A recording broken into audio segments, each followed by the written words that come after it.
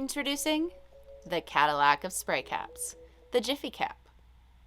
If you haven't tried the Jiffy cap before, I definitely recommend it. This incredibly unique and beautiful design actually came stock on the Giofoam oven cleaner from the 70s. That's why we call it the Jiffy cap.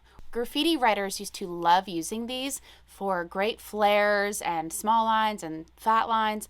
They would try to make these last as long as humanly possible. It has a super soft spray, is great for flares, it's good for thin lines and fat lines. So let's go check it out. So as always, be sure to shake your can for at least 2 minutes, clear out the cap, and we're gonna check this out. All right, so I'm gonna make a thin line here.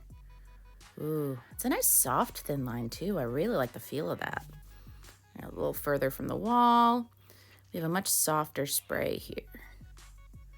Even further, it doesn't make the fattest lines, but it has this nice soft effect I really like. Now I'm trying out some flares. I feel like this cap is kind of old, so it's a little bit wonky. I feel like normally it would be a little smoother, but the flares are pretty awesome. I know I kind of cut this out of the shot here, sorry guys, but you kind of get the point here. It's a nice soft spray, it's easy to use. It's definitely a really cool cap. Yeah, so I've definitely used this cap before because, well, when you make the dots here, they're kind of coming out in this weird shape, but you know what? I kind of like it. Yeah, with the right control, you can get pretty small dots and then fairly large ones with this nice dusty effect. A little spiral for you. It's a nice smooth line there.